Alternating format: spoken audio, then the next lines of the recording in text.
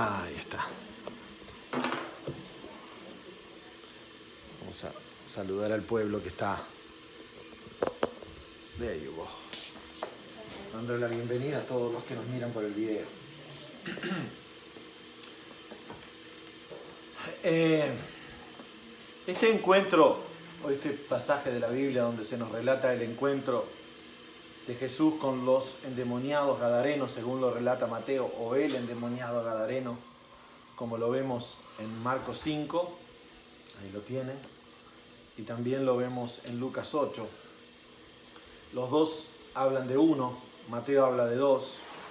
Indudablemente Marcos y Lucas se concentraron en uno de ellos, que era quizás el líder de la banda, mientras que Mateo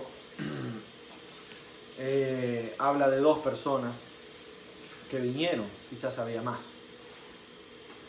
La semana pasada nos concentramos un poquito en contextualizarnos en lo que esto, dónde fue realizado y lo que esto significaba, y cómo el atravesar la tormenta les dio a los discípulos un sentido de majestad, que no salieron corriendo cuando vieron a dos personas tan poseídas, tan enajenadas por el mal como estaban estos dos hombres que vivían en esta tierra. Les decía que este pasaje es imposible estudiarlo profundamente sin compararlo con los pasajes de Marcos y de Lucas, porque los dos, tanto Marcos como Lucas, aunque Marcos es más concentrado, generalmente cuando se trata de milagros, Marcos hace más detalles, habla más de los hechos alrededor, y no nos sorprende, entendiendo o asumiendo que Marcos tuvo como principal fuente de sus relatos al apóstol Pedro, que era un hombre bastante enfocado en los hechos de Jesús, ¿no? El Evangelio de Juan, por ejemplo, es un evangelio que no se concentra tanto en los hechos, sino en el carácter de Jesús. Mateo, como lo hemos venido entendiendo y estudiando y vemos que se va cumpliendo, Mateo va como pasando un checklist para mostrarle a su audiencia o a sus lectores que Jesús realmente era quien decía ser, ¿no? Aquella famosa pregunta de Juan el Bautista, que es la pregunta del mundo, y para mí la pregunta de la eternidad: ¿eres tú el que había de venir o esperamos a otro? Entonces, entendíamos y veíamos cómo en la tierra donde esta gente habitaba, lo que significaba. No voy a volver sobre todo lo mismo para no tomarme mucho tiempo, tratando de redimir el tiempo de estos minutos que vamos a compartir. Entonces, inmediatamente que del versículo 28, cuando pasamos al versículo 29, Mateo escribe: y clamaron diciendo, ¿qué tienes con nosotros, Jesús, Hijo de Dios? ¿Has venido acá para atormentarnos antes de tiempo? Vamos a leer un poquito el mismo pasaje. Opa, no rompan nada. Miren aquí. Miren qué interesante. Ya lo voy a dejar ahí por un rato, para que ustedes lo puedan leer, o si no lo tienen en sus Biblias. Esto es Marcos capítulo 5, ¿no? Dice que cuando salió de la barca, enseguida vino a ese encuentro de los sepulcros un hombre con espíritu inmundo. Mateo no nos da esa urgencia, esa sensación de que fue inmediatamente, aunque el enseguida aquí puede ser interpretado de muchas maneras. En realidad es indudable que no pasó mucho tiempo desde que pusieron el pie en tierra hasta que tuvieron que enfrentarse a esta gente, que tenía su morada en los sepulcros. Miren qué interesante. Y nadie podía atarle ni aún con cadena. Miren todo el detalle que se toma Marcos para explicarnos por qué es un endemoniado. No, pero no es cualquier endemoniado que nos enfrentamos. Esta gente era a peso pesado, era de los demonios verdaderos, ¿no? Eran de los que de vez en cuando hablaban con Satanás. Dice que tenía su morada en los sepulcros y nadie podía atarle ni aún con cadenas, porque muchas veces había sido atado con grillos y cadenas, mas las cadenas habían sido hechas pedazos por él y desmenuzados los grillos, y nadie le podía dominar. ¿De dónde sacaron ese testimonio? El diario vivir de ellos, ese hombre vivía ahí. Exactamente. Indudablemente hay varias versiones de cómo ellos investigaron todo eso, o sea, cómo Marcos supo, posiblemente por el propio hombre, después que fue liberado con todo lo que le pasaba, o los propios moradores, aunque los moradores no querían saber de nada de eso. Lo cierto es que Marcos, de manera deliberada, incluye este detalle, y el Señor hace que permanezca en su palabra, porque no es un detalle menor. El tema es que hay un tema y es una cosa que tenemos que abordar, con el tema del mal y del pecado. Todos los pecados son iguales en esencia, porque todo pecado es una desobediencia de la ley de Dios, es errar al blanco, es no acertar en el hecho de la obediencia. Pero no todos los pecados son iguales en tamaño, consecuencia y castigo. Ahí es donde los pecados se separan. Todos los pecados son iguales en esencia en cuanto a la naturaleza. Es como, no importa si tú llenas una bañera o una piscina de agua del mar, o tomas una muestra en un cuentagotas, en la composición del agua, vas a encontrar los mismos elementos. Y de nuevo, yo no soy un científico para explicar eso como debería, pero a grueso modo, tú no vas por más agua que pongas en la piscina, la esencia es la misma, la naturaleza del agua es la misma, y los elementos que vas a encontrar en el agua del mar es la misma. Pero un niño no se ahoga en una gota de agua y sí se ahoga en una piscina. Esa es la gran mentira de Satanás cuando tú empiezas en un círculo de pecado. Todos los pecados son iguales. Bueno, eso es una media verdad. Todos los pecados son iguales en esencia, pero no en consecuencia, en tamaño y en castigo. Y ese es un mito que hay que desmitificar. No, pero todos los pecados son iguales. No. Y todos los pecados son juzgados por Dios de la misma manera. No. Eso no lo dice la Biblia. La Biblia dice que Dios castigará todos los pecados, pero no dice que castigará todos los pecados de la misma manera.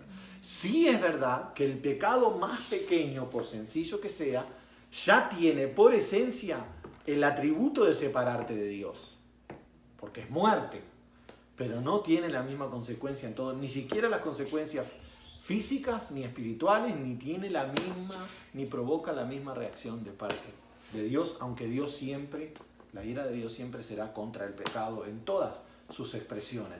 Entonces, cuando la Biblia nos da el detalle del mal y de la condición de este hombre, nos dice cómo deberían ser las circunstancias, cómo llega un hombre a ese punto. Y aquí entramos en un aspecto que indefectiblemente tenemos que entrar y tenemos que entender en cuanto a esta realidad o situación de cuando tú encuentras una persona que llega a un punto de maldad o de dependencia maligna que ya está completamente dominado por el mal, al punto, y lo vamos a ver más adelante, que había espacio para más de un demonio. Acá hay fiesta para todos los que quieran. Cuando estudiamos, y ya vamos a llegar a ese punto, pero cuando hablamos del centurión, hablamos de que las legiones romanas no necesariamente, como se ve ese sentido, o sea, las legiones romanas no eran legiones de 100 soldados, había varios centuriones en una legión. Cuando un centurión era jefe de legiones, no dirigía 100 hombres, las legiones romanas eran de a miles, incluso 6.000 hombres podrían integrar una legión romana. O sea que aquí el demonio puede estar hablando de 100 o puede estar hablando de 6.000. De hecho, 2.000 cerdos no soportaron. No consiguieron absorber la maldad que 2 hombres contenían. Y en cada cerdo había por lo menos un diablito. ¡Exacto! Porque se fueron todos para el empeñadero, o sea que por lo menos uno en cada uno. Ahí estamos, interesante. José me saca unas conclusiones teológicas espectaculares. Ya sabemos que por lo menos 2.000 era un nuevo descubrimiento en las escrituras. Porque si no, un cerdo hubiera agarrado para otro lado, ¿no? Te pasaste. Prefiero terminar en la parrilla de un uruguayo que en el de despeñadero. Me sacó de quicio. Muy bien. Entonces, como les iba diciendo, la Biblia nos detalla la condición deplorable que el hombre llega. Y aquí nosotros vamos a ver que hay condiciones alrededor de esta persona, y aunque no quiero adelantarme en el texto, vamos a ir y volver. Es importante que entendamos. Dice en el versículo 5, y siempre de día y de noche andaba dando voces en los montes y en los sepulcros, e hiriéndose con piedras. Miren lo que dice Lucas. Vamos a ir a Lucas. Vamos a ir a Lucas. Muy bien. Dice: al llegar a tierra vio su encuentro un hombre de la ciudad, endemoniado desde hacía mucho tiempo, y no vestía ropa, ni moraba en casa, sino en los sepulcros. Lucas nos añade un detalle importantísimo en el hecho, y es el tiempo. Esto no sucedió de un día para el otro. No es que la legión dijo, vamos a buscar a uno y páfate, es este. Hay una relación entre el tiempo, la maldad y la libertad en la cual el diablo opera en una vida. Y eso es lo que tenemos que entender. Sí hay grados de maldad, sí hay. La maldad no es toda igual, no es lo mismo un demonio que 100, y no es lo mismo 100 demonios que 1000. Y para pasar de 100 demonios a 1000, eso no pasa simplemente por arte de magia. Hay un contexto en el cual pasa, hay una insistencia en el mal, hay un tiempo haciendo lo mismo. Vemos, por ejemplo, en el caso de Sodoma y Gomorra, cuando Dios habla con Abraham, Él le da la explicación por qué Él decidió destruirla. Esto ya llegó a un punto que no puede ser. O sea, no es que a mí se me levanté esta mañana, como este mintió y este robó, vamos a mandar fuego. Dios no trabaja así. Y con esto no estoy tratando de excusar ni la mentira ni el robo menor o mayor. Porque insisto, el pecado en su esencia te separa de Dios y eso lo hace mortal en cualquier sentido del pecado. Pero tenemos que entender que la permanencia del mal, que el grado de la maldad, que la profundidad del mal y la extensión del mal hace que la libertad con la que Satanás o el mal opera o los demonios operan. Y hay una diferencia entre hablar del mal como una realidad abstracta y una cosa muy diferente de hablar del mal personificado en la esencia de los demonios, que después Lucas, muy sabiamente, lo vamos a ver en el capítulo 11 de Lucas, nos cuenta la historia, Cristo cuenta la historia de un hombre, una vez que hace una liberación, para darnos la claridad y el entendimiento que no estamos hablando de una energía negativa, sino de una interacción con seres creados, que tienen capacidad de evaluar, de pensar, que tienen grados de maldad y poder de influencia dentro de esa maldad. Y esa es la realidad, y esos demonios vienen y trabajan y llevan a los hombres a condiciones deplorables por la permanencia, la insistencia, es una incongruencia, pero la permanencia en el mal, la congruencia en relación al mal, si es que se puede decir así. O sea, permanecer haciendo lo que estamos haciendo sin el mínimo acto de arrepentimiento. Salud. Entonces el punto está entre Mateo, Lucas y Marcos. Nos pintan un panorama bastante claro de una situación extendida, de una situación profunda, de hombres en estados deplorables y de una ciudad que vive alrededor. Porque déjenme decirles algo. Y esto es muy importante. No hay en esta historia solamente un problema de dos personas. El contexto de la realidad y la situación en sí y la reacción de la ciudad con Cristo al haber hecho el milagro nos muestra que la ciudad, por diferentes causas, que vamos a poder deducir algunas de ellas por el propio contexto que la Biblia nos enseña, se había acomodado a vivir de una manera lejana de Dios y no tenían intenciones de un cambio de vida.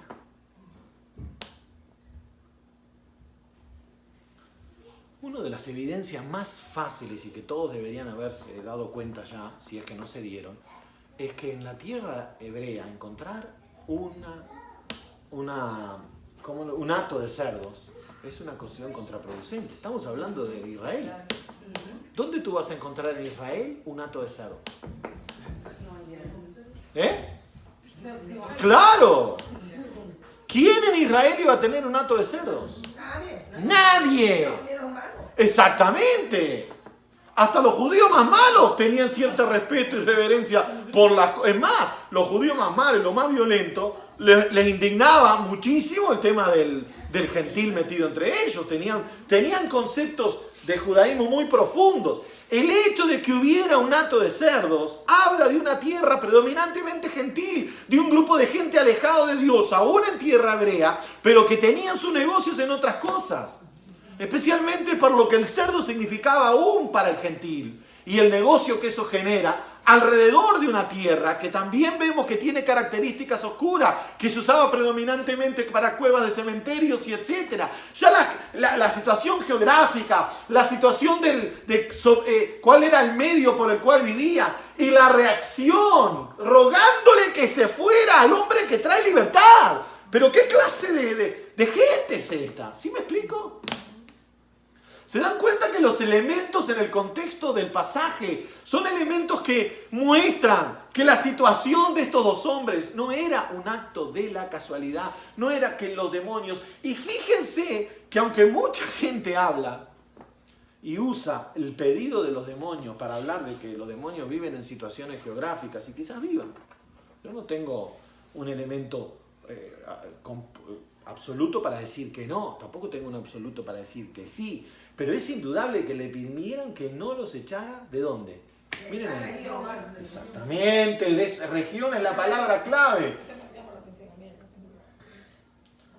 Vamos, tenemos muchas cosas, pero estoy usando, ya les dije, voy a ir de 10 a 2, porque necesito contextualizar. Estoy contextualizando la región. Los demonios le piden a Jesús, le rogaban mucho que no los enviase fuera de aquella región.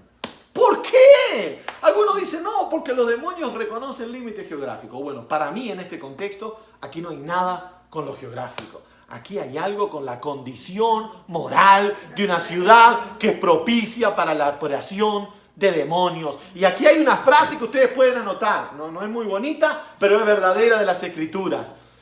La proliferación del mal del hombre es la proliferación de los demonios en el lugar donde vive. Escuchen lo que les voy a decir. Una ciudad que se entrega al pecado es una ciudad donde los demonios actúan. Un país que abandona a Dios como esta nación es una nación donde los demonios van a trabajar más libremente. Y esto no es una energía que anda flotando, son gente. Y nosotros deberíamos para entender este contexto, y no me quiero adelantar, pues ya vamos a llegar a eso, pero deberíamos tomarnos un tiempo para ir a Lucas y entender cuando Jesús dice y habla del carácter de los demonios, para hacernos entender que los demonios saben sus límites y su tiempo, aquí está claro, pero también pueden analizar dónde pueden trabajar mejor o peor y dónde van a hacer un mejor trabajo. Y el mal es el lugar donde ellos trabajan. Muchas veces nosotros le echamos las culpas a Satanás. El diablo me tentó. Sí, pero tú respondes siempre a la tentación de la manera que él quiere. Tú eres un gran aliado. Claro que el diablo te tentó. Aquella vieja historia cómica que iba a entrar un predicador a la iglesia y ve al diablo sentado en la puerta. Dice, pero Satanás, tú no vas a entrar al culto para tratar de deshacer las obras de Dios. Dice, no, ahí no entro ni loco, me echan la culpa de todo.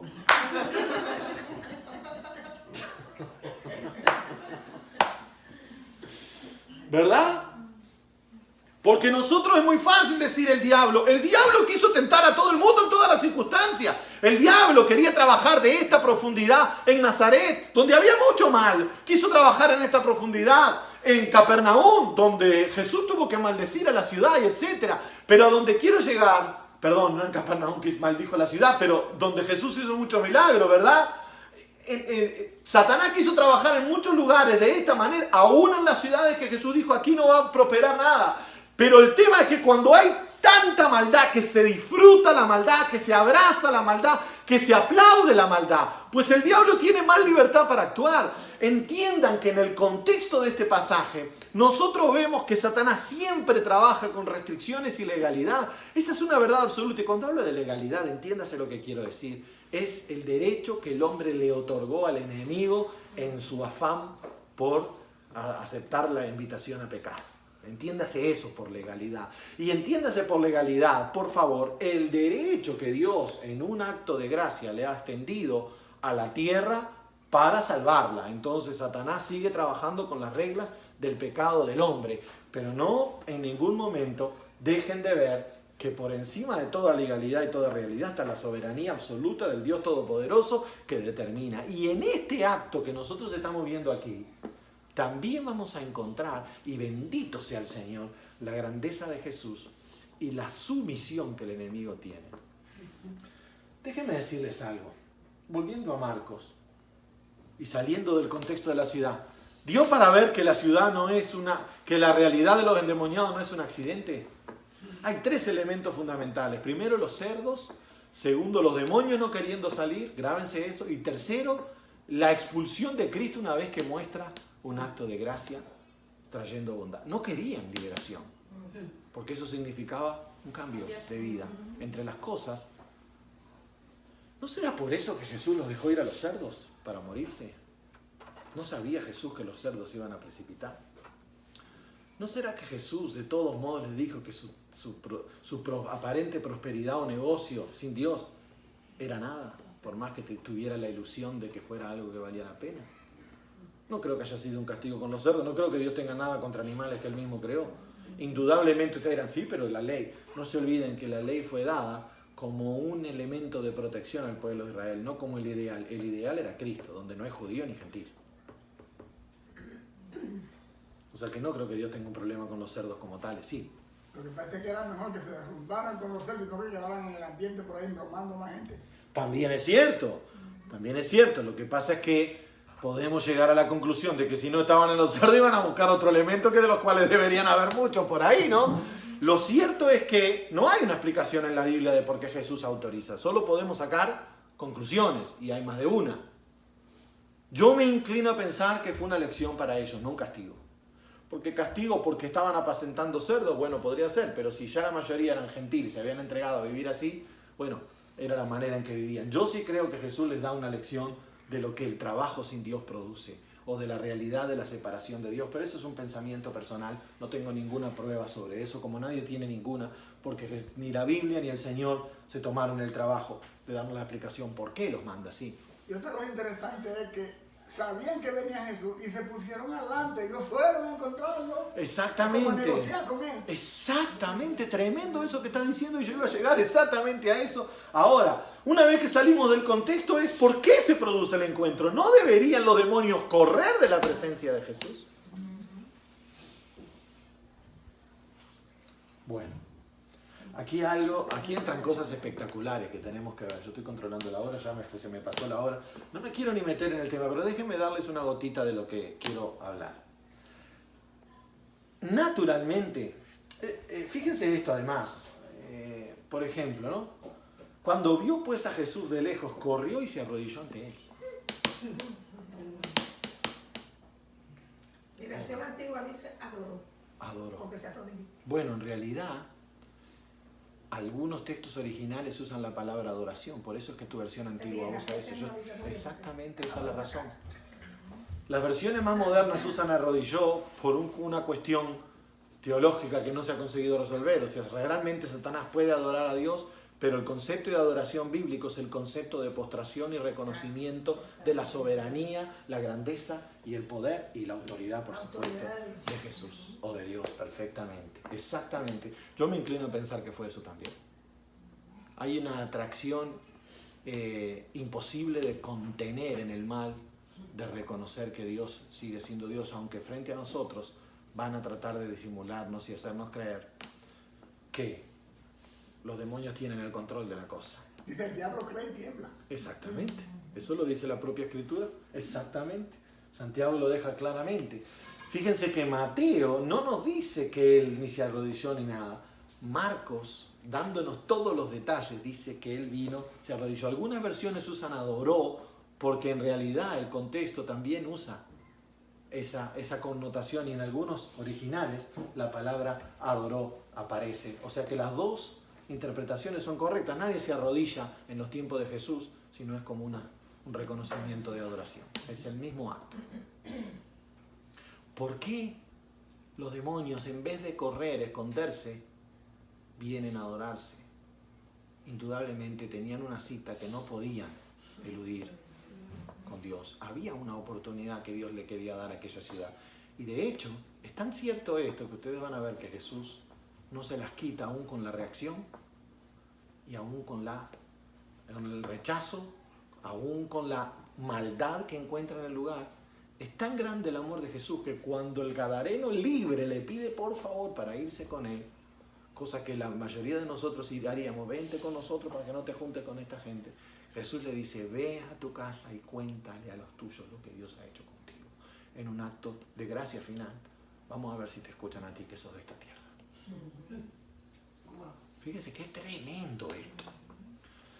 Pero yo la semana que viene quiero que entremos en este concepto. Aquí hay 3 conceptos espectaculares que tenemos que entender y que nos tienen que llenar de asombro.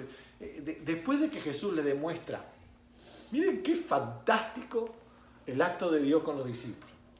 Le muestra su soberanía sobre la realidad del hombre, ¿no? Acaba de sanar, resucitar, todo lo que ustedes vieron. Después se mete en el mar y les muestra que los vientos y el mar le obedecen. Y ahora va y se presenta a un grupo de demonios que en realidad lo que tendrían que hacer es correr. A mí me dio gracia porque ustedes saben que a mí me gusta investigar mucho, ¿no? Muchos comentaristas, aún los que no piensan como yo, los leo mucho. Hay un comentarista que dice que el Satanás no había reconocido que estaba Jesús ahí en el medio, por eso fue corriendo hacia los discípulos y que de repente se encontró con Jesús. Bueno, eso sí que hay que darle golpe a la Biblia para que entre esa interpretación, ¿no? ¡Ay, Dios mío! Tenés que darle por todos lados.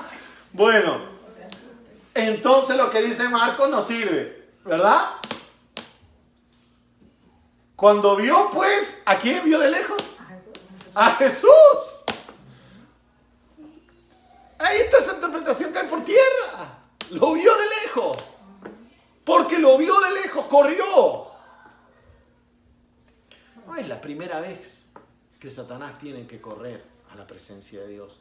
No creo que Satanás se haya presentado ante la presencia de Dios para acusar a Job con cara sonriente, a ver qué puedo hacer. Esa es la idea que nosotros tenemos.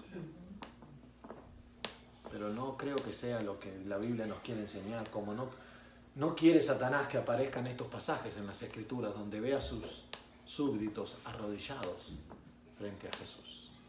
Pero no hay más remedio que ponerlos y él no tiene más remedio que aceptarlo. Los demonios creen y tiemblan. Amén. Pero además hay otros elementos que vamos a ir estudiando y se los dejo para la semana que viene, como ¿has venido acá para atormentarnos antes de tiempo? ¿De qué tiempo? Señores y señoras, nos vemos la semana que viene. Los dejo con hambrecita para que sigan estudiando las Escrituras. Recuerden, Mateo 8, 28 al 34, pero Marcos 5, 1 al 20. Vieron que Marcos tiene muchos elementos que Mateo no tiene. Y luego Lucas 8, 26 al 39, que tampoco lo tiene. Dios les bendiga y que tengan un feliz domingo y saludos también a la gente por aquí.